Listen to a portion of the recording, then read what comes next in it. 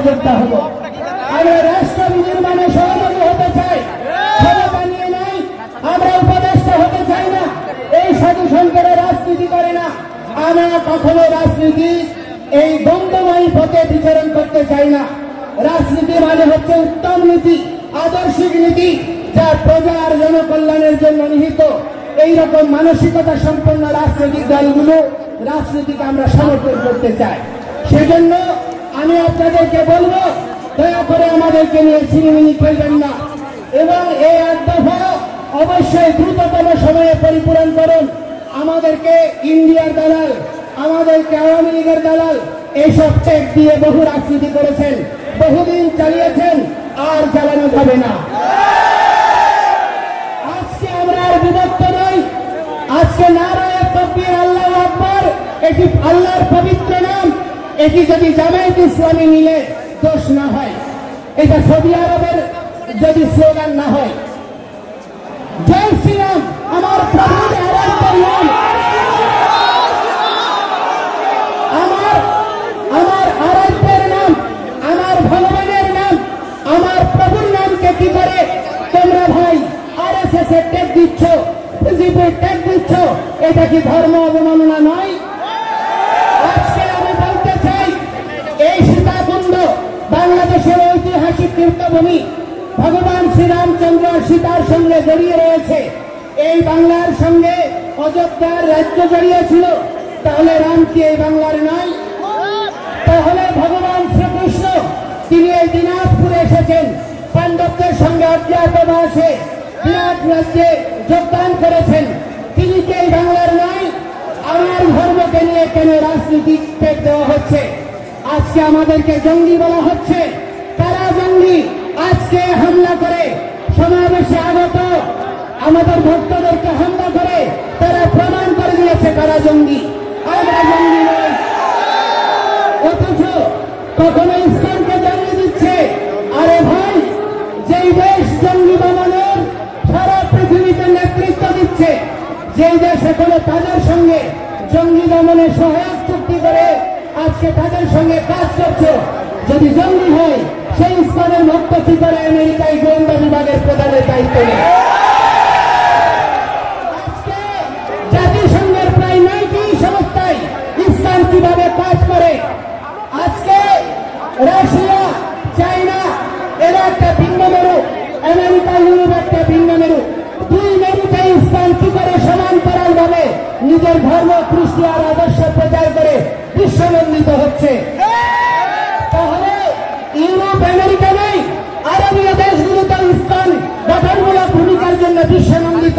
দালাই লামা থেকে শুরু করে আপনার নেলসন ম্যান্ডেলা ফাউন্ডেশন থেকে শুরু করে পৃথিবীর সমস্ত সাম্প্রদায়িক জনগোষ্ঠী এবং তার প্রতিনিধিত্বকারীরা আজকে ইসলামের কার্যক্রমকে প্রশংসা করছে।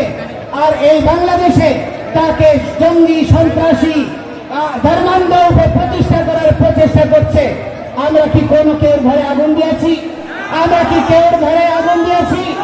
আমরা কোনো মানুষকে হত্যা করেছি? আমরা কেউ জায়গা দখল করেছি?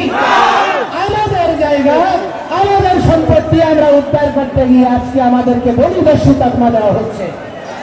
বাংলাদেশ সরকার অর্পিত সম্পত্তির নামে আপনার কর ক্ষয় করে কয়ের অধিকাংশ সম্পত্তি স্থায়ী খাস করে নিয়েছে।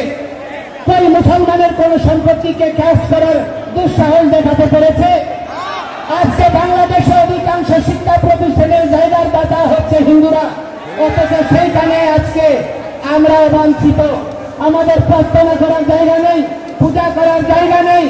আজকে যেন আমরা অপরাধী, জেলখানায় যেভাবে বন্দী যারা টোপের মধ্যে কয়েদিরা থাকে, ঠিক তদনুরূপ ভাবে আমাদের দেশে কারাগারের মধ্যে যেমন কয়েদি থাকে, সেইভাবে আমরা ওই পাহাড়ের ঘেরা টোপে পূজা করছি, পাহাড়ের ঘেরা টোপে জীবনযাপন করছি।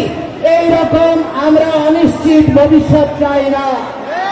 আমরা বাংলাদেশের বৃহৎ জনগোষ্ঠীর সঙ্গে একই সাথে অবস্থান করতে চাই, একসাথে চলতে চাই, একটি আদর্শিক বাংলাদেশ নির্মাণ করতে চাই। এই প্রচেষ্টাকে দুর্বলতা মনে করবেন না। আমি আপনাদের বক্তব্য দীর্ঘায়িত করব না। আমি আপনাদেরকে বলতে চাই, সারা পৃথিবীতে আজকে সারা পৃথিবীতে আজকে দেখা যাচ্ছে যে মানুষ মানবিকতার কথা বলছে, সারা পৃথিবীতে অসাম্প্রদায়িকতার কথা বলছে, ধর্ম নিরপেক্ষতার কথা বলছে, কিন্তু অতিশয় দুর্ভাগ্যের বিষয় আমার বাংলাদেশে রাষ্ট্র ধর্ম ইসলাম করতে চায়, একটা ধর্মীয় রাষ্ট্র বানাতে চায়, কিন্তু অন্য দেশে আপনার কি করতে চায়, ধর্ম নিরপেক্ষ রাষ্ট্র চায়। এইরকম বিচারিতা আমরা সহ্য করতে পারি না। রাষ্ট্রের 4টা মূলনীতি অক্ষুণ্ণ রেখে আমাদের সহাবস্থান সুনিশ্চিত করে যদি আপনারা এগিয়ে না যান, তাহলে এই রাষ্ট্র বিভক্ত হতেই থাকবে। আমি অনুরোধ করব, বাংলাদেশের স্বাধীনতাত্তর সময় থেকে এবং স্বাধীনতার পূর্ববর্তী হোসেন শহীদ সোহরাওয়ার্দী, মাওলানা ভাসানী, শেরেবাংলাকে ফজলুল হক, শেখ মুজিবুর রহমান, জিয়াউর রহমান থেকে শুরু করে সমস্ত ইতিহাস বীরদেরকে যথাযোগ্য মর্যাদা প্রদান করে একটি সংঘবদ্ধ এবং সুশৃঙ্খলায়িত ইতিহাসের দ্বারা একটা জাতি রাষ্ট্র বিনির্মাণ আবশ্যক।